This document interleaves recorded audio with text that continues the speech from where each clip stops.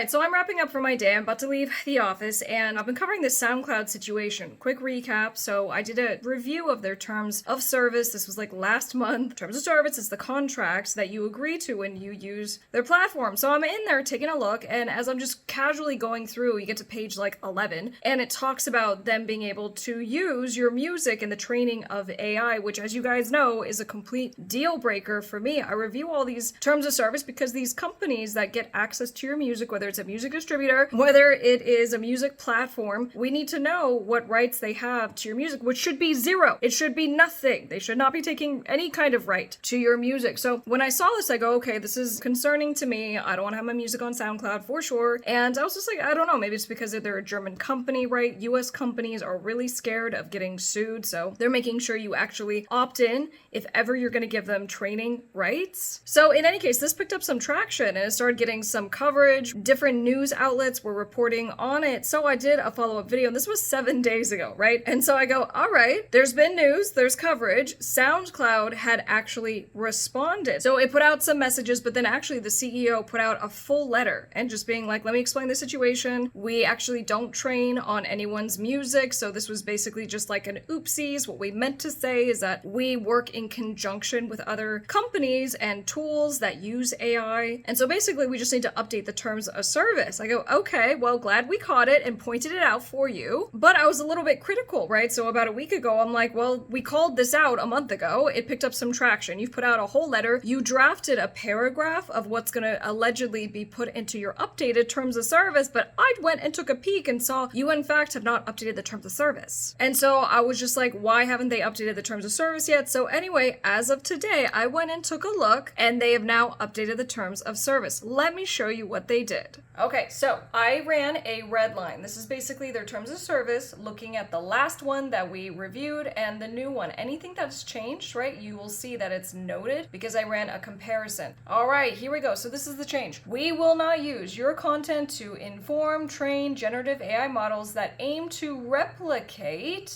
synthesize your voice, your music, likeness without your explicit consent, which must be affirmatively provided through an opt-in mechanism. Okay, so they in fact did go and make the promised change, which is, hey, we're going to say in our terms that we're not going to use your music in any kind of way moving forward. Now, I don't know why this took a week. The terms of use, the terms of service, these are documents that are just posted on the website. So if you already had this drafted, I don't know why it took really over a month since we've talked about this, and then it became a thing over the last couple of weeks. Then even when I put out my video, it still took them another 7 days. But what I can say is that when I first was talking about this issue, I was just like, SoundCloud seems to be trying to do something, at least in a positive kind of competitive way, against Spotify, because as people are trying to figure out ways to get their music discovered, to find communities that will support their music, I go, what I've heard and seen on SoundCloud is that there seems to be this effort by fans to be a little bit more invested. And I also pointed out that SoundCloud seems to be trying to do a different pay structure so that you may get actually paid more depending on what country that you are in. So here's where I land with this situation. One, I'm glad that SoundCloud updated their terms of service. I don't know why this wasn't fixed earlier on. I don't know why it wasn't in here to begin with, to be honest. Two, I'm relieved because when I read this initially, I was extremely worried because